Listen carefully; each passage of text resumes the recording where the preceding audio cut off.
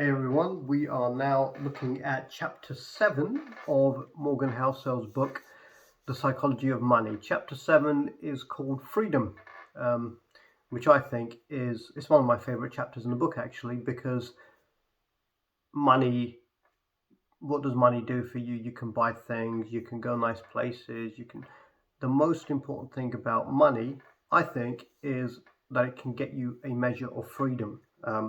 The way the book starts is it actually says one of the best things that money can do for you is giving you control, making you happy. Everybody wants to be happy.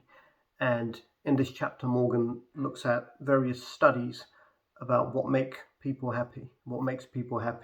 So one of the studies he looks at is something, it's not a study actually, it's a book by somebody who interviewed 1,000 elderly people about, what is important in life, what's made them happy. The book is called 30 Lessons for Living. I can't remember the name of the author, but you can probably find it by searching for the book title.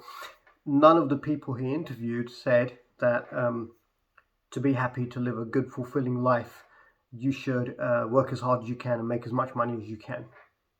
None of the people said, money was nothing to do with it. Basically, what it came down to was the things that make you happy are meaningful friendships, unstructured time with your children, and basically having some control in your life. So the best definition of happiness is basically of freedom. He says the best definition of freedom, and this is what wealth can get you, is being able to do whatever you want with whoever you want for as long as you want. So that's the point of money. If you don't just want to see your bank account increasing, but you actually want to be happy, you want to live a good life, so to speak. And then the interesting thing is, more and more people are wealthy now. Okay, sure. So actual cost of living crisis at the moment in the UK and probably all around the world because of this conflict in Russia and Ukraine at the moment. Things are getting harder. More people will be in what's called absolute poverty, etc., etc. But if we look at the averages before this unusual time, then the average American median household income in 2018, adjusted for inflation, was $62,000. In the 1950s, it was $29,000. Since the 1950s, the average American house has gone up from 900 square feet to over 2,400 square feet. Faster cars, bigger cars. The average American new home has more bathrooms than occupants. So that's what all the extra money that people are making now is being spent on. Bigger houses, faster cars, more things, better technology. But people aren't any happier than they were in the 1950s. So, if you're listening to this review and you're thinking, I just want to learn how to make more money, well, this isn't necessarily the review or the book to teach you how to do that. But whatever money you make, if you understand the psychology of money, you'll be happier. Your money will go further. And it's not just about what I can buy more with my money. No, you have a better life for the money you earn. Buying things doesn't make you happy.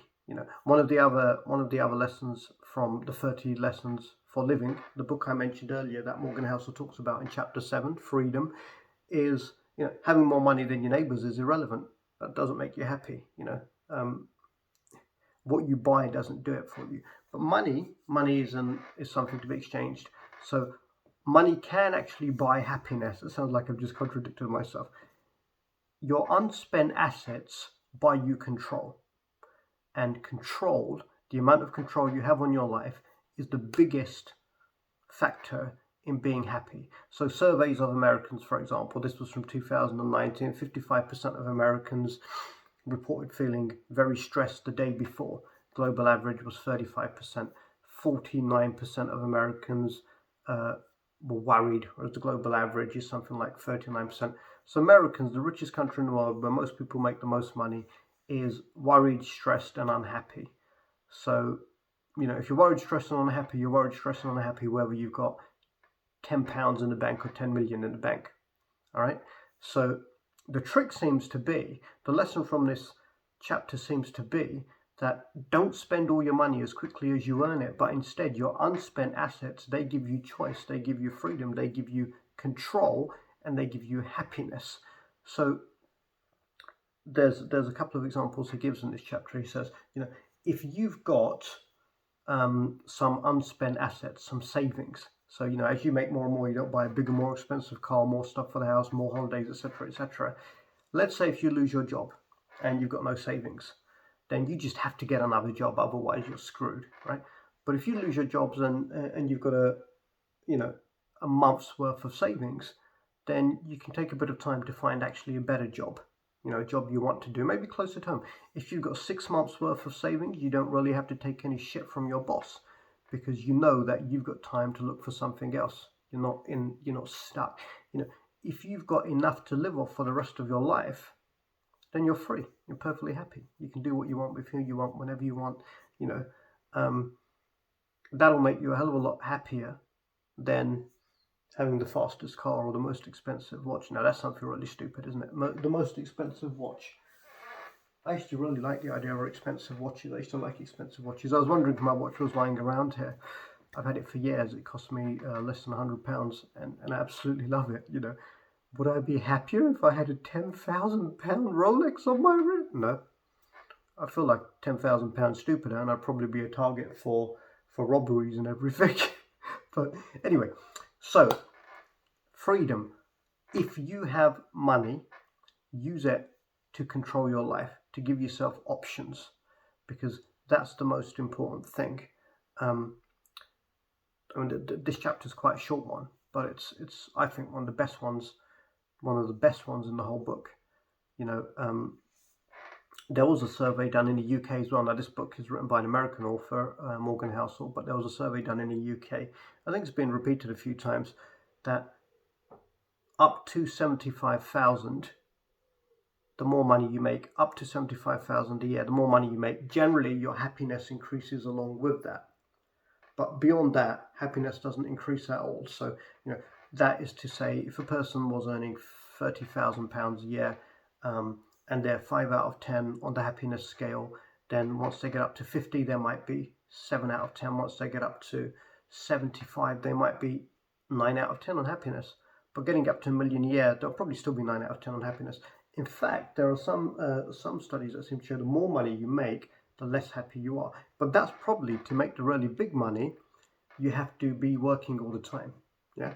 So in this chapter, Freedom, he talks about the different types of jobs there are now. So he talks about John D. Rockefeller, who was known to be very, very quiet, never really said much, and seemed to just sit around all day doing nothing. But actually what he was thinking, he was making decisions about how to run his business, whereas the vast majority of jobs back then were physical jobs. It was labor. You did it with your hands. It was, you were building cars or laying rail tracks, and that was your work.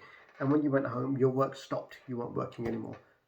Whereas nowadays, most people's work is more like John D. Rockefeller's work was back then, thinking all the time. So if you have a job that requires you to think, a service job or project management job or something like that, just because you leave the office, it doesn't mean you're not working anymore. You can be just as productive, at midnight, sitting on your couch, or at 2 a.m. in a bar somewhere because you're still thinking, or you wake up at 3 a.m. in the morning worried because you're thinking about your job. So you're always working. So you work all the time. You're not free.